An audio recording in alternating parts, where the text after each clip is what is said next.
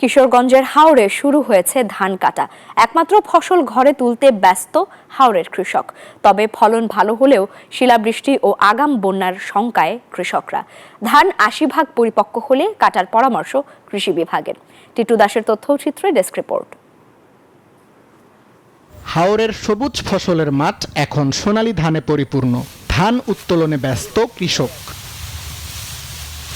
Bundle থাকলে প্রতি সেনমানিতে টাকা বাঁচবে। বিকাশ সেনমানি বান্ডেল কিনে জিতুন প্রতি লেনদেনে। দেশের বিভিন্ন জায়গা থেকে ধান কাটা মজুররা এসে একসাথে ধান কাটায় ব্যস্ত থাকেন। জমি থেকে ধান কেটে মাথায় করে আবার গাড়িতে তুলে দেন তারা। প্রতি বছর ধান কাটার মৌসুমে হাওরে আসেন দাওয়ালরা, আর বাড়ির পাশে খলায় এসব ধান ছড়িয়ে শুকায় কৃষক। আমরা রইল মেরামত ধান কাটতে পাইছি, সকাল 6টার সময় ধান কাটাই, আরেকবার সন্ধ্যা 6টা 7টা পর্যন্ত আমরা ধান কাটি। আমরা এই ফ্যামিলি মেয়েদের আমরা চলি 1 মাস পর্যন্ত ধান দেয়। 16টা ক্ষেত কাটলে আমরা 17 মণ 16 মণ আড়াতে 16টায় আড়া।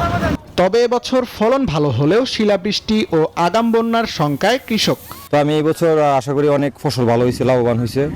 আপনার গত বছর থেকে এই বছর দ্বিগুণ ফসল ভালো হয়েছে। ভয় তো এইটাই মনে করেন যে শিলাবৃষ্টি হইলে এইটাই ভয়, তো পানি টানি আইসা বললে এই কারণে আমরা যা হয়েছে ফলন ভালো হয়েছে, যদি কাটতে পারি লইতে পারি এটি ভালো। হাওরের ধান ৮০% পরিপক্ক হলে কাটার পরামর্শ দিয়েছেন কৃষি বিভাগের এ কর্মকর্তা।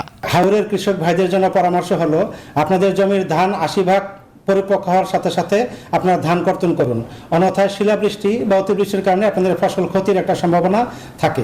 কিশোরগঞ্জ জেলায় চলতি মৌসুমে চাল উৎপাদনের লক্ষ্যমাত্রা ধরা হয়েছে ৭,৯১,১৩৯ মেট্রিক টন। তানভীর আহমেদ শান্ত, নিউজ 24।